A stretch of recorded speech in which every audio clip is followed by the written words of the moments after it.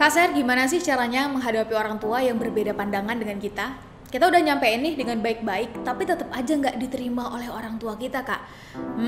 Tidak semudah itu, Ferguso. Karena ridho Tuhan ada pada ridho orang tua. Maka teruntuk kita yang saat ini sedang berbeda pandangan dengan orang tua, pastikan tonton video ini sampai habis. Halo, Assalamualaikum teman-teman semua. Masih bersama Sally dalam program Ada Apa? Di episode ke-52 kali ini kita akan bahas fenomena yang paling sering ditanyain sama teman-teman saat Sally seminar baik offline maupun online. Ini juga jadi pertanyaan yang paling banyak ditanyain saat beberapa hari yang lalu Sally dan tim buka Q&A di Instastory, yaitu gimana dan apa yang harus dilakukan kalau cita-cita dan target kita berbeda dengan harapan dan keinginan orang tua. Untuk itu video ini dibuat, semoga bisa membantu menjawab atau setidaknya nambah perspektif teman-teman yang saat ini sedang berada pada fase ini. Teman-teman, kita sepakat dulu bahwa orang tua yang baik adalah yang menginginkan yang terbaik untuk anaknya. Hanya saja mungkin ada cara yang kurang tepat atau sudah tidak up to date dengan perkembangan zaman. Yang kedua, tidak ada orang tua yang baik yang ingin menjerumuskan anaknya ke sesuatu yang ia ketahui keburukannya dan kejelekannya. Nah, kalau 3 poin ini kita udah sama-sama sepakat, maka outputnya tentu adalah bahwa saat kita tidak sedang sependapat dengan orang tua, bukan berarti orang tua kita ingin menjerumuskan kita, melainkan ada perkembangan dan perubahan zaman yang membuat cara dan metode berpikirnya berbeda dengan apa yang mereka biasa lakukan saat mereka usia muda.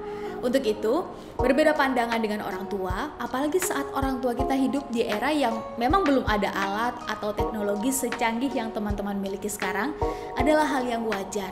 Tugas kita bukan untuk menghakimi dan menjauhi, melainkan mengomunikasikan dan meyakinkan bahwa kita layak untuk mendapat kepercayaan mereka dalam memperjuangkan apa yang kita yakini.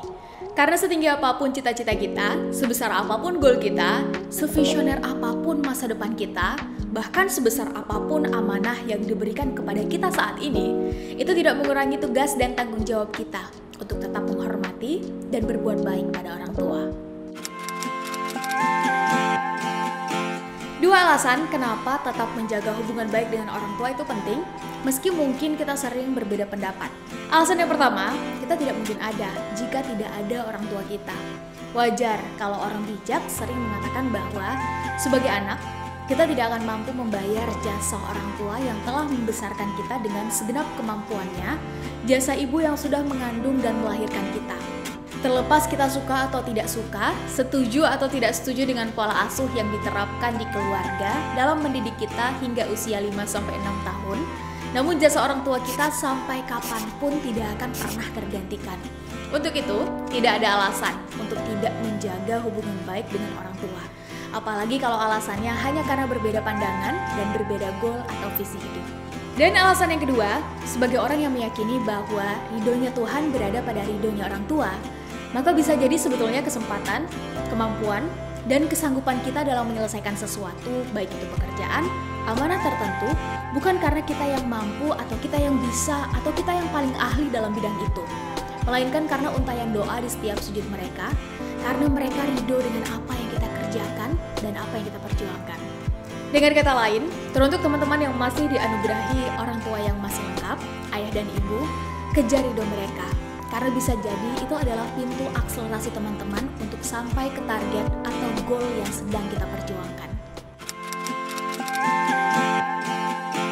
Nah, tanpa babi bu, kita langsung aja masuk ke inti video, yaitu 5 tips kendalikan situasi dan emosi saat berbeda pandangan dengan orang tua. Tips yang pertama, banyakin dengar. Namanya orang tua ya teman-teman, pengalaman hidup tentu lebih banyak. Maka otomatis akan lebih banyak membagikan pengalaman dan pengetahuan mereka di masa lalu. Yang itu tentu adalah hikmah. Kita bisa mengambil pelajaran darinya. Yang baik diambil, yang tidak baiknya kita perbaiki. Nah, untuk kita yang ternyata punya cara berpikir atau pendapat yang berbeda, listen to them. Dengarin dulu mereka teman-teman. Karena itu tanda bahwa kita menghormati dan menghargai pengalaman hidup yang mereka punya dan bagikan. Terlepas kita setuju atau tidak. Tips yang kedua, cari waktu yang paling tepat. Nah, setelah teman-teman mendengarkan, opsinya ada 2. Teman-teman bisa sampaikan pandangan atau pendapat teman-teman yang berbeda di saat itu juga, atau bisa ditunda dulu sampai waktunya lebih baik dan memungkinkan. Semuanya tentu ada plus minus, bisa disesuaikan dengan kondisi dan kebutuhan teman-teman. Kalau waktunya tepat untuk disampaikan saat itu, mood orang tua juga lagi baik, situasi dan kondisi juga lagi bagus, maka sampaikan saat itu juga, agar masih relate atau masih nyambung dengan apa yang menjadi pembahasan. Tapi kalau memang waktunya nggak tepat, hold on, tahan dulu teman-teman.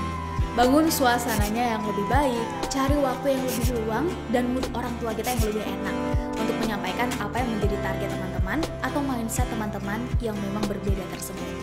Tips yang ketiga adalah komunikasikan dengan bahasa yang baik dan santun. Saat teman-teman menyampaikan, maka usahakan menggunakan bahasa yang santun dan baik.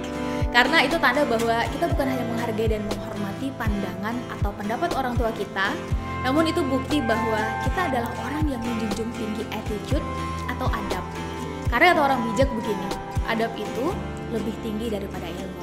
Maka orang yang beradab namun ilmunya sedikit akan jauh lebih bisa diterima daripada orang yang berilmu namun attitude-nya minim. Itu kalau secara umum, apalagi kalau dalam konteks hubungan dengan orang tua kita teman-teman.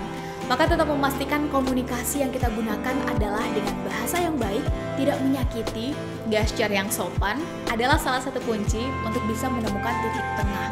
Bahkan pada akhirnya, bukan tidak mungkin, orang tua kita yang berdamai dengan pilihan kita, keyakinan, dan cita-cita kita. Tips yang keempat adalah prove it. Buktikan. Setelah kita menyampaikan maksud, tujuan, cita-cita, goal, pandangan, atau mindset kita yang berbeda tadi, maka ada dua tipikal orang tua. Tipe yang pertama adalah yang demokratis, menerima perbedaan dan mau mengerti sudut pandang anaknya meski bukan itu yang diinginkan oleh mereka. Sedangkan tipe yang kedua adalah tipe yang saklek. Tidak semudah itu Ferguson untuk mengubah pandangan orang tua kita. Nah, kalau tipe orang tua teman-teman adalah yang seperti ini, maka pastikan teman-teman membuktikan apa yang teman-teman yakini tersebut. Karena action speaks louder than just words. Perbuatan itu berbicara lebih nyata tentang kesungguhan dari apa yang kita ucapkan. Contoh nih, orang tua teman-teman berharap teman-teman ambil jurusan A atau bekerja dengan profesi B di instansi C misalnya. Tapi sebetulnya teman-teman maunya kuliah dengan jurusan X, berprofesi Y, dan tidak mau di instansi C tadi. Maka, cara terbaik untuk membuktikan kesungguhan dan keseriusan teman-teman adalah segera hasilkan karya yang bisa dilihat, dirasakan, dan dinilai langsung oleh orang tua kita. Bahkan itu bukan saja akan baik bagi pembuktian dan jalan hidup teman-teman selanjutnya, melainkan akan ridho orang tua atas pilihan sikap teman-teman yang mungkin berbeda dengan apa yang mereka inginkan. Karena dengan serius membuktikannya, itu tanda bahwa kita mulai belajar bertanggung jawab atas keputusan dan pilihan sikap dalam hidup kita. Dan tips yang kelima adalah keeping the trust. Jaga kepercayaan dari orang tua kita, teman-teman. Setelah kita mampu membuktikan, biasanya kepercayaan itu akan muncul. Sedikit demi sedikit akan bertambah. Nah, untuk itu, hal yang paling penting untuk dijaga justru adalah menjaga kepercayaan yang sudah didapat. Dengan cara apa? Dengan cara tahu batasannya sampai mana dan tahu aturannya seperti apa. Karena apapun profesi yang kita lakukan sekarang, apapun target yang sedang kita kejar, dan aktivitas apapun yang saat ini tengah kita lakoni, aturan dan batasan itu pasti ada, baik yang tertulis maupun yang tidak tertulis. Menyadari, mengakui, dan menginternalisasi batasan itu sendiri adalah tanda bahwa kita aware, bukan hanya atas diri kita sendiri, namun juga atas lingkungan dan orang-orang sekitar kita. Karena dasarnya kita adalah makhluk sosial, sudah tentu kita tidak mungkin hidup sendirian. Nah, itu dia 5 tips dari Sherly dan tim, bagaimana cara kendalikan situasi dan emosi saat berbeda pandangan dengan orang tua. Terima kasih sudah menonton video ini sampai habis. Komen di bawah kalau teman-teman punya cara lain untuk menghadapi orang tua yang berbeda pandangan ya. Terima kasih dan semangat bertumbuh untuk kita semua. Assalamualaikum warahmatullahi wabarakatuh.